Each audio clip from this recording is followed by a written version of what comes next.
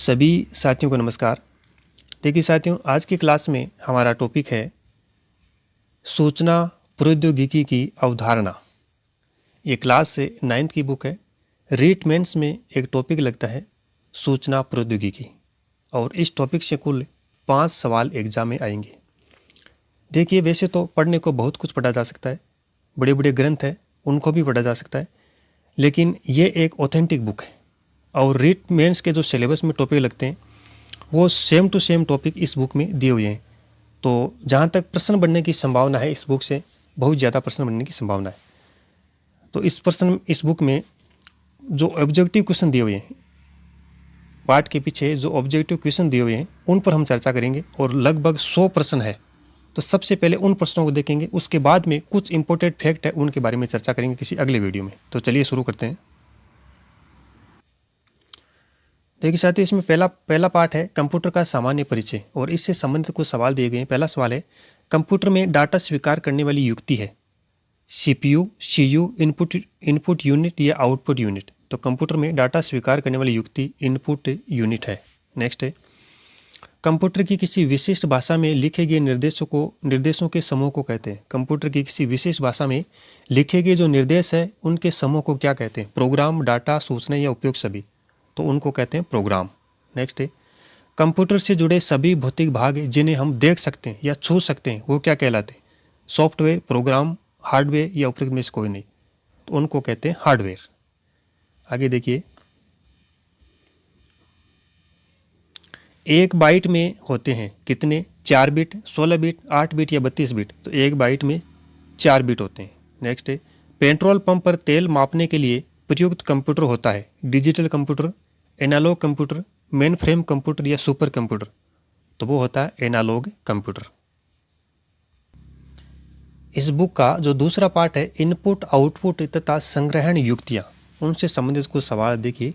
Numeric की pad का मुख्यतः उपयोग किया जाता है किसमें? टेक्स्टिंग प्रोसेसिंग में, ग्राफिक्स कार्यों में, बैंकिंग कार्यों में या उपयोग सभी में। तो न्यूमेरिक की पैड का मुख्यतः उपयोग उपयोग सभी में किया जाता है, यानी टेक्स्टिंग प्रोसेसिंग में, ग्राफिक्स कार्यों में और बैंकिंग कार्यों में। दूसरा सवाल है, माउस है एक क्या है? इनपुट उपकरण है, आउटपुट उपकरण है या संग्रहण उपकरण है? तो माउस एक इनपुट उपकरण है। आगे देखिए, टाइपमेटिक की दर होती है 20 बार प्रति सेकंड, 10 बार प्रति सेकंड, 5 बार प्रति सेकंड या 1 बार प्रति सेकंड? 10 बार प्रति सेकंड। अगला क्वेश्चन है, किसी कागज पर प्रिंटर द्वारा छपा हुआ आउटपुट क्या कहलाता है? किसी कागज पर प्रिंटर द्वारा छपा हुआ आउटपुट क्या कहलाता है? तो वो हार्ड कॉपी कहलाता है। CRT की आंतरिक सतह पर लेपित होता है फास्फोरस पदार्थ। CRT की आंतरिक सतह पर लेपित होता है फास्फोरस पदार्थ। नेक्स्ट है, प्रिंटिंग की वह तकनीक है जो टाइपराइटर की तकनीक के समान होती है। प्रिंटिंग की वह तकनीक है जो टाइपराइटर की तकनीक के समान होती है। Impact printing. नेक्स्ट है, ड्रम प्रिंटर है करेक्टर प्रिंटर। ड्रम प्रिंटर क्या है? Character printer. प्राथमिक संग्रहण माध्यम है किसका है? हार्ड डिस्क का, CD रोम, मेमोरी या चुंबकीय टेप। तो प्राथमिक संग्रहण मेमोरी का माध्यम है। प्राथमिक संग्रहण मेमोरी का माध्यम। नेक्स्ट आगे देखिए, प्रकाशीय तकनीक का प्रयोग होता है हार्ड डिस्क में, फ्लॉपी डिस्क में, इंक जेट प्रिंटर में या CD रोम में। तो प्रकाशीय तकनीक का प्रयोग CD रोम में होता है। देखिए, यहाँ पे कोई व्याख्या करने की ज़्यादा जरूरत नहीं है, इनको सरसी नजर से एक बार देखना आप और बार बार देखते जाना है। नेक्स्ट है, माइक्रोफ्लोपी की सामान्यतः संग्रहण क्षमता होती है। माइक्रोफ्लोपी की सामान्यतः संग्रहण क्षमता होती है 1.44 MB। आगे देखिए, इस बुक का जो तीसरा पार्ट है कंप्यूटर संचार एवं नेटवर्क, उससे संबंधित कुछ सवाल है। देखिए, सबसे पुराना व सबसे अधिक काम में आने वाला संचार माध्यम है ट्विस्टेड फेयर केबल।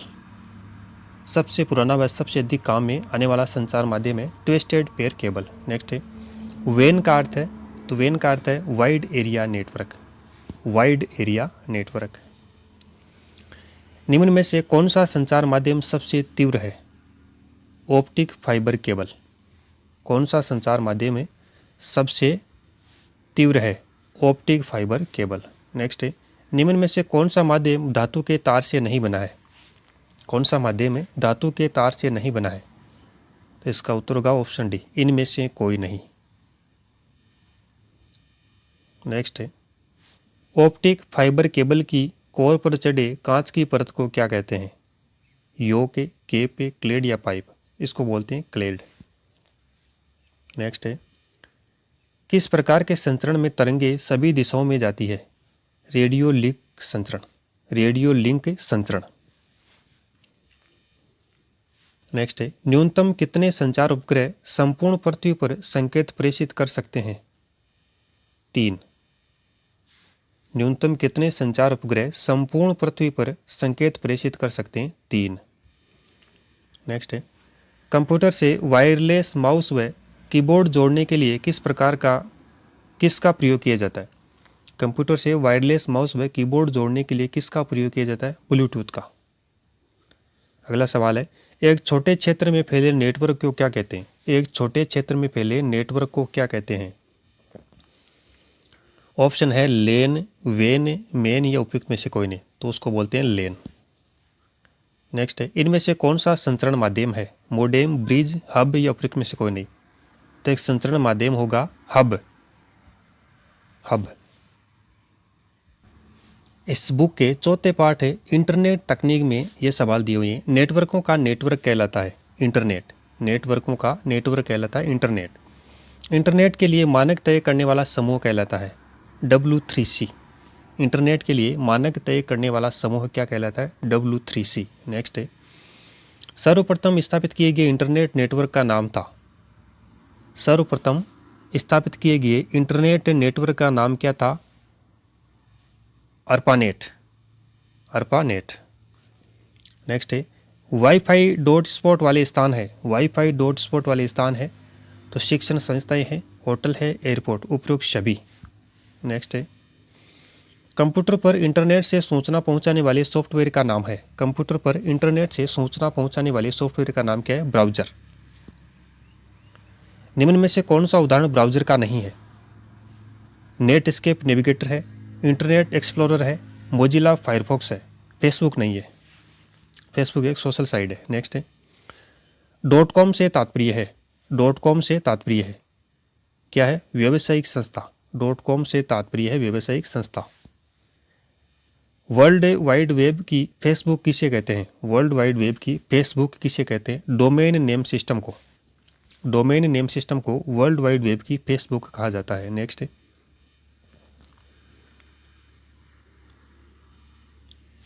विद्यालयों के लिए मुफ्त में विज्ञापन मुक्त खोज की सुविधा प्रदान करने वाला सर्च इंजन का नाम है? विद्यालयों के लिए मुफ्त में विज्ञापन मुक्त खोज की सुविधा प्रदान करने वाला सर्च इंजन का नाम है बिंग। नेक्स्ट है, सर्वाधिक काम में ली जाने वाली इंटरनेट सेवा कौन सी है? तो वो है ईमेल। सर्वाधिक काम में ली जाने वाली इंटरनेट सेवा ईमेल। आगे देखिए, इस बुक का जो पांचवा पार्ट है माइक्रोसॉफ्ट विंडोज़, उसमें कुछ सवाल है। विंडोज़ में किसी फाइल को डिलीट करने पर वह फाइल कहाँ जाती है? विंडोज़ में किसी फाइल को डिलीट करने पर वह फाइल कहाँ जाती है? रिसाइकिल बिन में, रिसाइकिल बिन में। नेक्स्ट है, MS पेंट की फाइल का विस्तारित नाम क्या होता है? MS पेंट की फाइल का विस्तारित नाम क्या होता है? BMP, BMP। नेक्स्ट है, निम्न में से पॉइंटिंग डिवाइस कौन सा है? कीबोर्ड है, माउस है, CPU या मॉनिटर? माउस। पॉइंटिंग डिवाइस कौन सा है? माउस। आगे देखिए, विंडोज एक्सप्लोरर से जानकारी प्राप्त होती है किसकी? फाइलों व फोल्डरों की। विंडोज एक्सप्लोरर से फाइलों व फोल्डरों की जानकारी प्राप्त होती है। नेक्स्ट है, विंडो की किस बार में फाइल विकल्प होता है? विंडो की किस बार में फाइल विकल्प होता है? मेनू बार में। नेक्स्ट है, विंडो की सबसे ऊपर वाली बार में कितने बटन होते हैं? 3 बटन। विंडो की सबसे ऊपर वाली बार में कितने बटन होते हैं? 3। नेक्स्ट है, कंप्यूटर को बंद करने की क्रिया कहलाती है शट डाउन और शुरू करने की रिस्टार्ट। नेक्स्ट है, निम्न में से GUI पर आधारित ऑपरेटिंग सिस्टम कौन सा है? GUI पर आधारित ऑपरेटिंग सिस्टम डांस से विंडोज XP या विंडोज 98? तो इसमें ऑप्शन ब व स है, यानी विंडोज 98 और विंडोज XP। आगे देखिए, इस बुक का जो छठा पार्ट है माइक्रोसॉफ्ट ऑफिस, उसमें से सवाल है, निम्न में से कौन सा वर्ड प्रोसेसर है? निम्न में से कौन सा वर्ड प्रोसेसर है? Microsoft word, word star, word perfect? तो तीनों ही है, उपयुक्त सभी। नेक्स्ट है, वर्ड प्रोसेसर में कर सकते हैं अक्षरों के आकार को छोटा बड़ा, पेज में हेडर फुट डाल सकते हैं, शब्दों की स्पेलिंग की जांच, उपयुक्त सभी सही है। नेक्स्ट है रूलर काम आती है अक्षरों को गहरा करने के लिए, पेज का मार्जिन निश्चित करने के लिए, पेज को आगे पीछे करने के लिए, उपयुक्त सभी। तो इसमें ऑप्शन बी सही है, पेज का मार्जिन निश्चित करने के लिए रूलर काम आती है। नेक्स्ट है हेडर के लिए स्थान होता है पेज के मध्य में, पेज के ऊपरी हिस्से में, पेज के निचले हिस्से पर, उपयुक्त में से कोई नहीं। ऑप्शन बी सही है, पेज के ऊपरी हिस्से पर हेडर के लिए स्थान होता है। नेक्स्ट है पेज की आकृति हो सकती है, पोर्ट्रेट भी हो सकती है और लैंडस्केप भी हो सकती है, यानी उपयुक्त दोनों। ऑप्शन सी सही है। चित्रात्मक प्रस्तुतिकरण हेतु उपयोगी है, चित्रात्मक प्रस्तुतिकरण हेतु उपयोगी क्या है? एक्सेस है, एक्सेल है या पावर पॉइंट है या उपयुक्त सभी है? तो ऑप्शन सी सही है, पावर पॉइंट। यानी प्रश्न क्या है देखिए, चित्रात्मक प्रस्तुतिकरण हेतु उपयोगी है पावर पॉइंट। अगला सवाल, स्लाइड लेआउट मुख्यतः कितने प्रकार के होते हैं? 9 प्रकार के। स्लाइड लेआउट 9 प्रकार के होते हैं। नेक्स्ट है पूर्व संधारित प्रस्तुतिकरण की सहायता से प्रस्तुतिकरण तैयार करने हेतु निर्देश है। पूर्व संधारित प्रस्तुतिकरण की सहायता से प्रस्तुतिकरण तैयार करने हेतु निर्देश है टेम्पलेट। नेक्स्ट है प्रस्तुतिकरण में प्रयुक्त स्लाइड्स के लघु चित्र क्रमानुसार देखने हेतु निर्देश है। प्रस्तुतिकरण में प्रयुक्त स्लाइड्स के लघु चित्र क्रमानुसार यानी क्रम के अनुसार देखने हेतु निर्देश है slide sorter. Slide sorter. Next है डिलीट स्लाइड विकल्प उपलब्ध होता है। डिलीट स्लाइड का जो विकल्प है वो कहाँ उपलब्ध होता है? एडिट मेन्यू में। एडिट मेन्यू में। आगे देखिए इस बुक का जो अंतिम पार्ट है सूचना एवं संचार प्रौद्योगिकी के अनुप्रयोग, उससे संबंधित कोई सवाल है।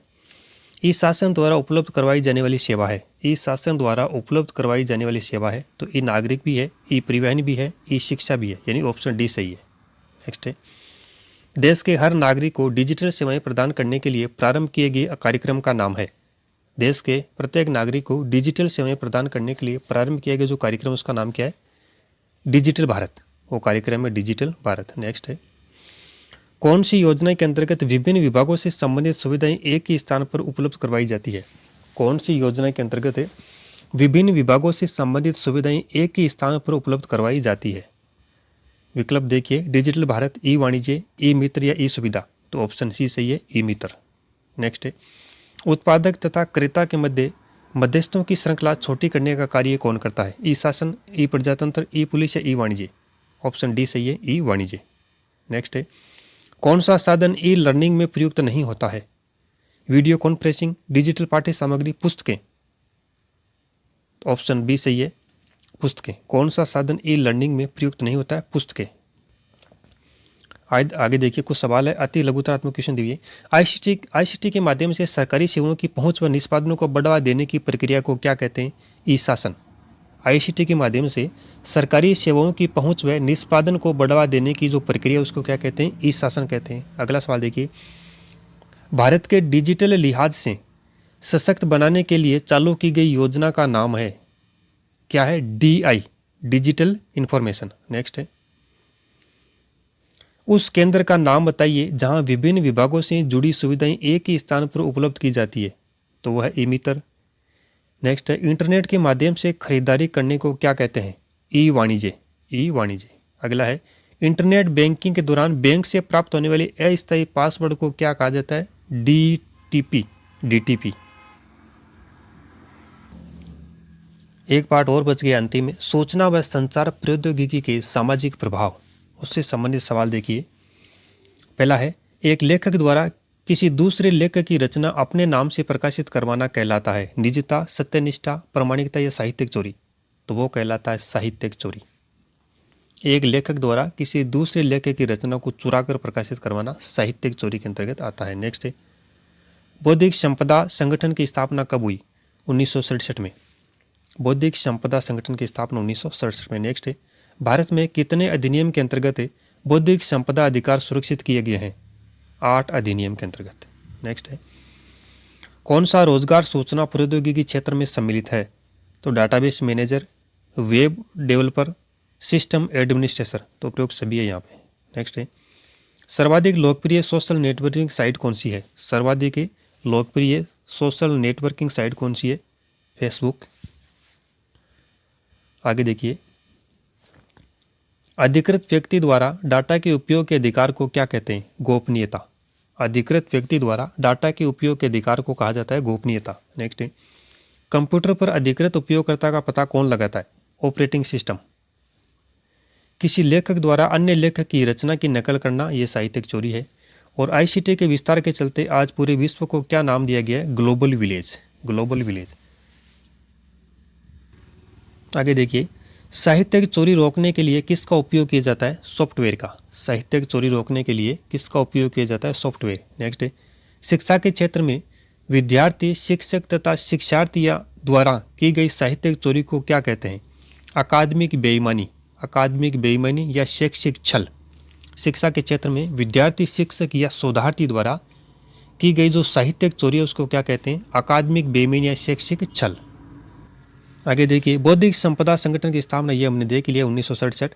ऐसे सॉफ्टवेयर को क्या कहा जाता है जिसका स्रोत कोड सबके लिए खुला हो? ऐसे सॉफ्टवेयर को क्या कहा जाता है जिसका स्रोत कोड सबके लिए खुला हो? Open source. Open source. Next है, सर्वाधिक लोकप्रिय सोशल साइट नेटवर्किंग वो फेसबुक है ही।